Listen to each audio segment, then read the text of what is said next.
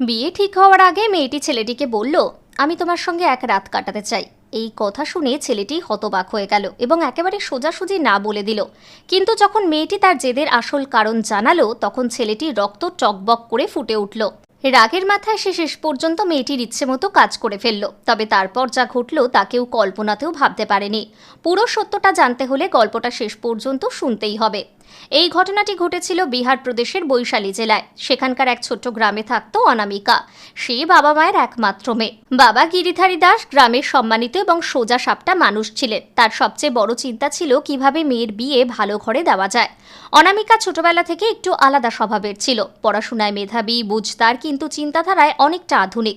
কারণ গত কয়েক বছর ধরে সে মুম্বাই থেকে কলেজে পড়াশোনা করছিল। বড় শহরের প্রভাব তার উপর পড়েছিল প্রবলভাবে। মুক্ত চিন্তার, স্বাধীনতার তীব্র আকাঙ্ক্ষার সবকিছু যাচাই করে দেখার অভ্যাস, এই সবকিছু ধীরে ধীরে তার জীবনের অঙ্গ হয়ে গিয়েছিল। এদিকে গিরিধারী চাইতেন মেয়েকে এমন ছেলের সঙ্গে বিয়ে দিতে যার ভালো চাকরি আছে অথবা যথেষ্ট জমি জমা আছে, যাতে অনামিকাকে কোনো সমস্যার মুখে পড়তে না হয়। অনেক খোঁজাখুঁজির পর তিনি একজন পাত্র ঠিক করলেন। ছেলেটির নাম অভয়। অভয় চম্পারণ জেলার গ্রামের ছেলে। ওদের পরিবারকে সেখানকার জমিদারদের মধ্যে ধরা হয়। ওদের প্রচুর জমি জমা আছে, আর তার থেকেও বড় কথা, অভয়ের চরিত্র অত্যন্ত সৎ ও সোজাসাপটা।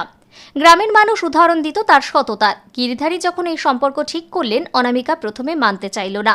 সে বলল, বাবা, আমি এখনই বিয়ে করতে চাই না। কিন্তু গিরিধারী স্নেহ ভরে বুঝিয়ে বললেন, বিয়ে তো জীবনেরই অংশ।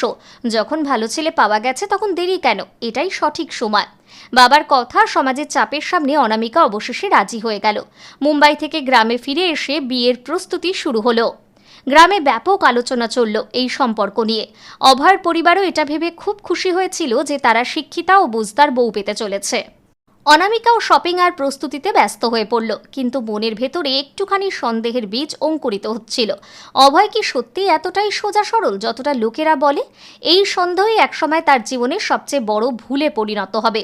বিয়ের ঠিক 10 দিন আগে কয়েকজন মহিলা একসঙ্গে আড্ডা দিচ্ছিল। হাসি মশকরা চলছিল। হঠাৎ গ্রামের এক ঠাকুমা মজা করে বলে উঠলেন, আরে সোজা সরল হোক, কিন্তু শুনেছি পুরুষত্ব দেখানোর সময়ও পারে না। এটা নিছক রসিকতা ছিল, কিন্তু অনামিকার মনে তীরের মতো বিঁধল। বাইরে থেকে হেসে উড়িয়ে দিলেও ভেতরে ভেতরে প্রশ্নটা গেঁথে গেল, সত্যিই কি এমন কিছু? সেই রাতেই সে ঘুমোতে পারল না। বারবার সেই কথাগুলো কানে বাজতে লাগলো। এরপর থেকে সে অভয়ের প্রতিটি আচরণ খুঁটিয়ে দেখতে শুরু করলো। সে ভাবতে লাগলো, অভয় এত শান্ত কেন থাকে? কখনো রাগ করে না কেন? মনে হতে লাগলো, যদি লোকেদের কথাই সত্যি হয় তবে তার পুরো জীবন অন্ধকারে ঢেকে যাবে। সন্দেহ এত গভীর হলো যে একসময় সে নিজের মা কুসুম দেবীকে সোজাসুজি বলে দিল, মা, আমি এই বিয়ে করতে চাই না। কুসুম দেবী চমকে উঠলেন, হঠাৎ এমন কথা বলছো কেন? অভয় তো খুব ভালো ছেলে। অনামিকা ইতস্তত করলেও শেষমেশ পুরো কথা খুলে বলল, মা, আমার মনে হচ্ছে ও সোজা সরল বলে হয়তো ওর কোনো গুরুত্ব নেই পরিবারে। যদি বিয়ের পর এমন হয় তবে আমার জীবন অন্ধকারে ডুবে যাবে। মা বোঝানোর চেষ্টা করলেন, মা, এমন অকারণ সন্দেহে সংসার ভাঙে। যদি সত্যিই কোনো ত্রুটি থাকতো তবে কি তার পরিবারে বিয়ে দিত? কিন্তু অনামিকার মাথায় তখন কেবল সন্দেহ ঘোরাফেরা করছে। সে জেদ ধরে বলল, মা, যদি বিয়ে করি তার আগে আমাকে ওকে নিজে যাচাই করতে হবে। আমি ওর সঙ্গে একা দেখা করতে চাই, তখনই ঠিক করব সম্পর্কটা এগোবে কি না। মায়ের কাছে ব্যাপারটা একেবারেই বেমানান মনে হলো। তিনি বকাবকি করলেন, কিন্তু অনামিকা মুম্বাইয়ের উদাহরণ টেনে বলল, মা, এখনকার শহরের মেয়েরা বিয়ের আগে ছেলেকে যাচাই করে নেয়, লিভ ইনও করে, এতে ভুল কি? আমি শুধু একদিন ওর সঙ্গে থাকতে চাই, তাহলে সত্যিটা পরিষ্কার হবে। মা অনেক বোঝালেন, তবুও অনামিকা নিজের জেদে অনড় রইল। শেষমেশ নিরুপায় হয়ে কুসুম দেবী বিয়ের মধ্যস্থতাকারীর কাছ থেকে অভয়ের ফোন নাম্বার নিলেন এবং মেয়ের হাতে তুলে দিলেন। বিয়ের আর মাত্র 5 দিন বাকি ছিল। অনামিকা তখন ঠিক করে ফেলেছিল যে সে অভয়কে ডেকে আনবে। তবুও সে 2 দিন ভেবে কাটালো। তার মনে হচ্ছিল এসব নিছক সন্দেহ। বিয়ে শান্তিতে হয়ে যাক। আবার কখনো ভেতরের আওয়াজ বলছিল, না, যদি এখনই না যাচাই করি তবে সারা জীবন আফসোস করতে হবে। অবশেষে সে সাহস জোগাড় করে অভয়ের নাম্বারে ফোন করলো। ফোন ধরতেই কোনো ভূমিকা না করে সে বলল, অভয়, আমি তোমার হবু স্ত্রী অনামিকা বলছি। তোমার সঙ্গে খুব জরুরি কথা আছে, আজই দেখা করতে পারবে? অভয় হতচকিত হয়ে গেল। গ্রাম্য পরিবেশে এ ধরনের কথা খুব অস্বাভাবিক ছিল। সেই দ্বিধা ভরে বলল, কিন্তু কেন? যেহেতু বিয়ে তো হতেই চলেছে, তবে আবার দেখা করার কি দরকার? অনামিকা চাপ দিয়ে বলল, দেখো, যদি তুমি আমার সঙ্গে দেখা না করো তবে এই বিয়ে নাও হতে পারে। খুব দরকারি কথা আছে। আজ সন্ধ্যার মধ্যে শহরের বাজারে চলে এসো, আর হ্যাঁ, তোমার আধার কার্ড সঙ্গে আনবে। অভয়ের কাছে ব্যাপারটা আরও অদ্ভুত লাগলো। আধার কার্ড কেন? অনামিকা হেসে বলল, এসো সব বুঝে যাবে। সন্ধ্যায় অভয় নিজের মাঠ খামারের কাজ সেরে নার্ভাস মন নিয়ে বাজারে এলো।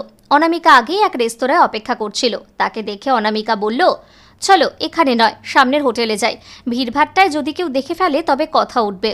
অভয় দ্বিধায় পড়লেও বিয়ে আর সমাজের মান সম্মান ভেবে চুপচাপ রাজি হয়ে গেল। তারা হোটেলে গিয়ে রিসেপশনে আধার কার্ড দেখিয়ে একটা ঘর নিল।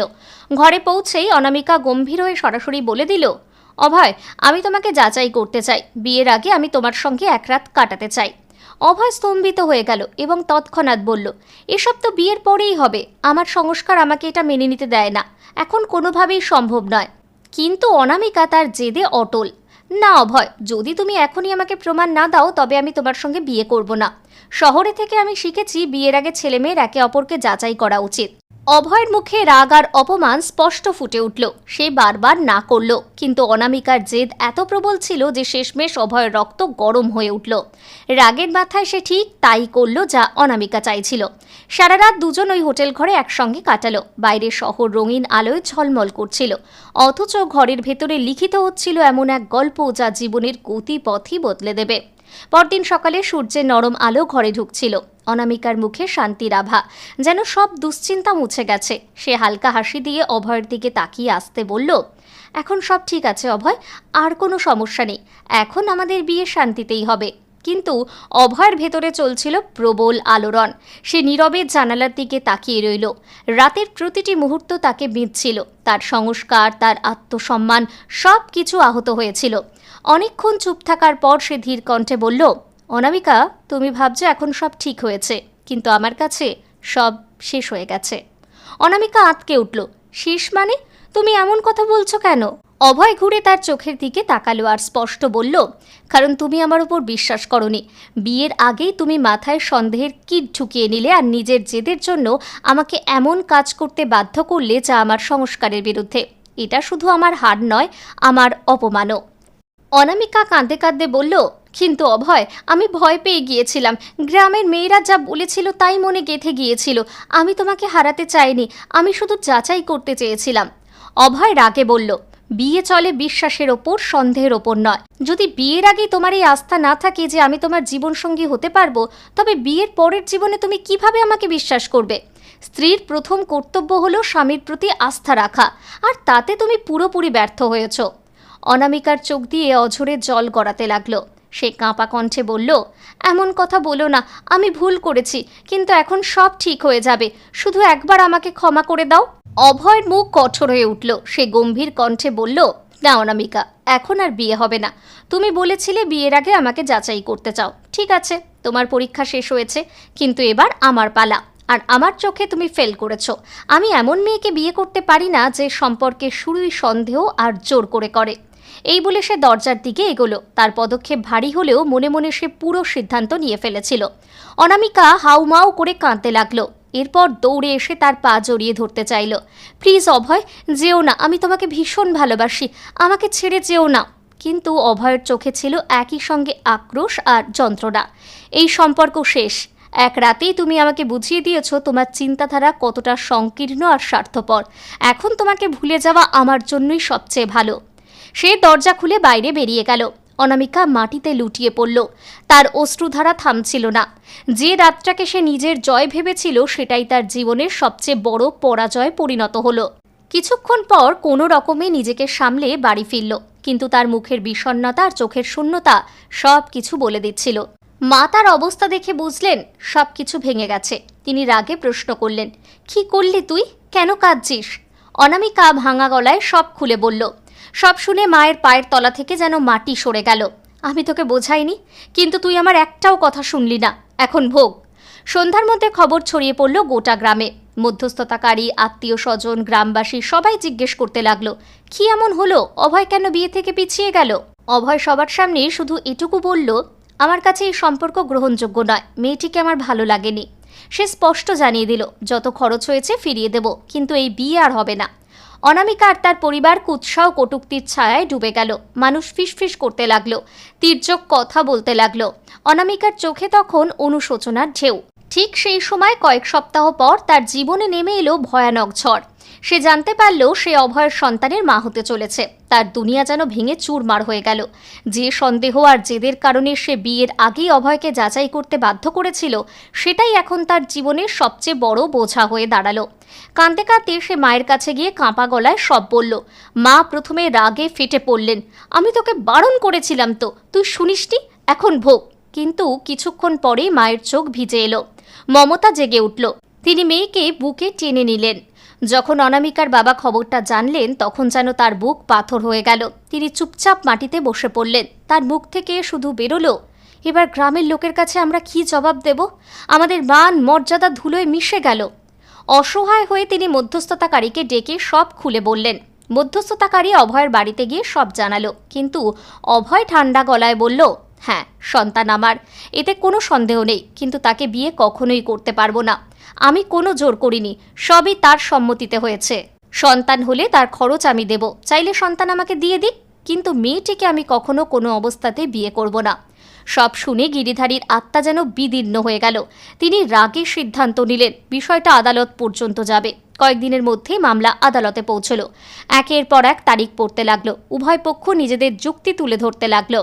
অনামিকা কাঁদতে কাঁদতে বলতো, আমি ভুল করেছি, কিন্তু এখন সন্তান আমার দায়িত্ব। অভয়ের উচিত আমার অসহায়তা বোঝা। সে আমাকে মাঝপথে ছেড়ে দিয়েছে। অভয় দৃঢ়ভাবে জবাব দিত, আমি সন্তানের বাবা, তার যত্ন নেব, কিন্তু বিয়ে নয়। যে সম্পর্কে বিশ্বাসের ভিত্তি ভেঙে গেছে তাকে আমি করতে পারবো না। আদালত ডিএনএ টেস্ট করালো। রিপোর্টে স্পষ্ট প্রমাণিত হলো সন্তান অভয়েরই। আদালত রায় দিল, সন্তান জন্মের পর প্রথম 5 বছর সন্তান মায়ের কাছে থাকবে, আর তার খরচ বহন করবে অভয়। গ্রামেই পুরো ঘটনাটা নিয়ে দারুণ চর্চা শুরু হলো। অনামিকা যখনই ঘর থেকে বেরোতো, তখনই তাকে ব্যঙ্গ বিদ্রূপ শুনতে হতো। এই তো সেই মেয়ে যে বিয়ের আগে নিজের সম্মান বিক্রির জন্য বসিয়ে দিয়েছে। আত্মীয়রা দূরত্ব তৈরি করতে লাগলো। বন্ধুত্বের সম্পর্কও ভেঙে গেল। বাবা একেবারে চুপ করে গেলেন। মা সারাক্ষণ চোখের জল ফেলতেন। আর অনামিকা নিজের পেটের ওপর হাত রেখে ভাবত, তবে কি একটিমাত্র ভুলেই পুরো জীবন শেষ হয়ে যায়?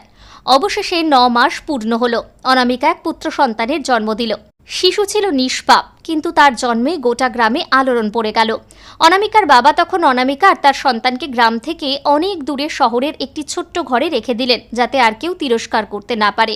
সেখানেই দিনরাত অনামিকা শিশুকে বুকের কাছে চেপে ধরে কাঁদতে থাকত। কয়েক মাস পরে আদালতে এক শুনানির দিন দুপক্ষই উপস্থিত ছিল। হঠাৎ সবার সামনে অনামিকা অভয়ের পায়ে পড়ে গেল। চোখ ভরা জল, কাঁপা কণ্ঠে বলল, অভয়, আমি ভুল করেছিলাম। আমার জেদের জন্য সব কিছু নষ্ট হয়ে গেছে, এটা আমি মানছি, কিন্তু এই শিশুকে দেখে আমার মনে হয় আমি আমার শাস্তি ইতিমধ্যে পেয়ে গেছি। এবার আমার জীবনটা আর ধ্বংস করো না, আমাকে আর আমার সন্তানকে গ্রহণ করো।